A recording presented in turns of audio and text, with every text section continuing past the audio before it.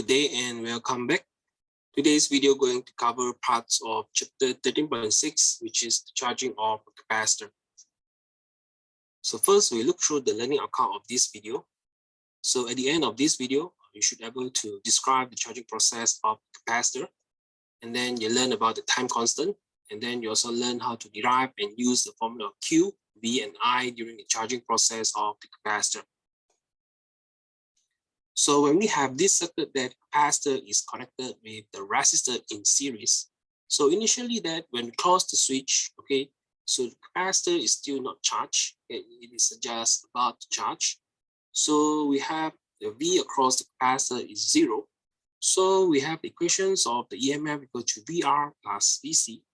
So since VC is 0, so we could see that E is equal to IR.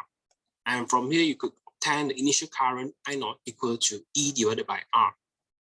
And then after some times that the capacitor is charged, so there's certain charge in the capacitor, so there is a potential difference across the capacitor. So from the definition that current is the rate of flow of charge, dq dt, and then you can substitute the formula of Q equal to CB, and then you will get I equal to C dV dt. After you roughly understand what is happening around during the charging process from starting until a certain time, so now we're going to do the derivation starting from the formula of EMF equal to VR plus VC. So from here, we're going to substitute the resistor voltage equal to IR. And then based on the definition, so the I is equal to C dV dt. And then we're going to rearrange the formula. So then we can do the integrations of the equations. So from here, the times is from 0 to t. And for the voltage, since the capacitor is uncharged initially, so it is from 0 to a certain voltage VC. So the next part will be the mathematical parts. So I roughly go through the process. So if you have any questions, you can leave in the comment section below. So now let's start with the derivations. So first, we integrate the left side, which is a constant, you get t. And then the right side, since you integrate 1 over e minus v dv, so you will get negative ln e minus v, which you have just learned in this semester in Max T. And then you do the substitutions. And then from here, multiply -1 to make my work easier later on. Okay.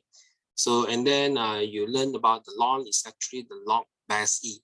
And here you can apply the formula you have learned in max, that you can combine the right side of the equations into this form.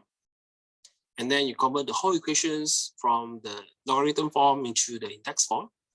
And then you rearrange the formula, and you could get the formula of V equal to E multiplied 1 minus E to the power of negative T over RC. So this is the response of the voltage across the capacitor along with time.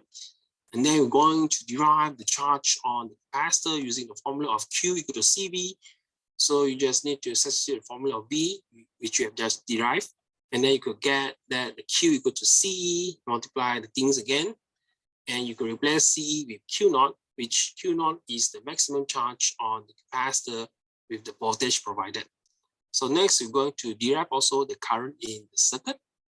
So what we have is that I equal to C dV dt. So you can also derive it from I equal to dq dt based on your preference. But for my slide here, I would use the C dV dt.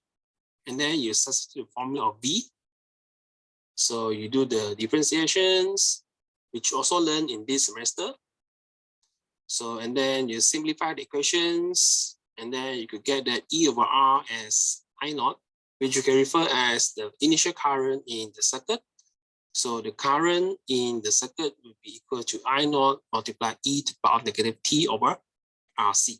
So the derivation may be quite boring, okay, but you need some practice so that you can get familiar with the process. So now I'm going to discuss about the response for each of these parameters. So first is the voltage across the capacitor.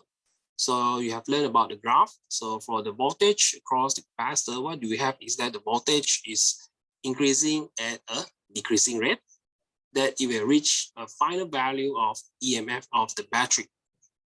And as for the charge of the capacitor, so it shows the same response as V, since it has similar equations. So the Q0 here is referring to the maximum charge of the capacitor with the provided EMF of the battery.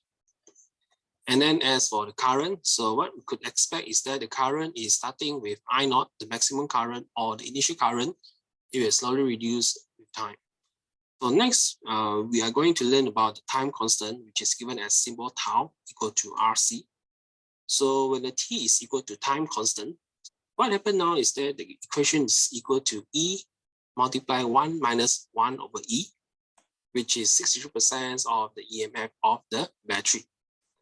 And as for the charge, when the time is tau, okay, so you have that the charge is also having the same value, which is 60% of the maximum charge on the capacitor. And as for the current, so the current will drop to the 37% of the initial currents when T is equal to tau. So next, we're going to look at one triple, which is 2020 Terengganu. So we are given with the power supply of 24 watts and also 3 capacitors and 1 resistor. So from here, it's actually quite easy to solve these questions that you just need to convert the 3 capacitors into 1 equivalent capacitance. So the formula we have learned in the previous chapter, which is the capacitor in series and in parallel. So you could see that 200 microfarad is in parallel with 600 microfarad, and it will be 800 microfarad. You just need to add both of the capacitance.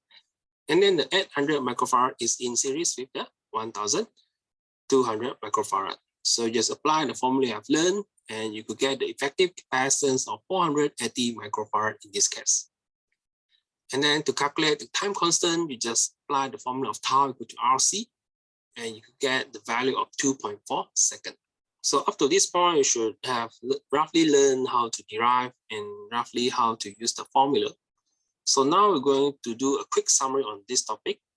So first, from this circuit, we can get the expression of VC equal to 24, which is referred to the EMF of the battery, multiply 1 minus E to the power of negative T over 2.4. And as for the current, so we have the expression of I naught multiply E to the power of negative T over tau. So initial current can be calculated using the formula of E over R, which you will get to 4.8 milliampere. Next, we look at the graph. So when we have the graph of V against the T, so the voltage across the capacitor would be charged from 0 up to 24 watts. When the T equal to 2.4 seconds, so you have the voltage across the capacitor is 15.1 watt. That is 63% of 24 watts. And as for the voltage across the resistor, so you just apply the formula of VR equal to 24 minus V. So you could get this graph for the resistor voltage.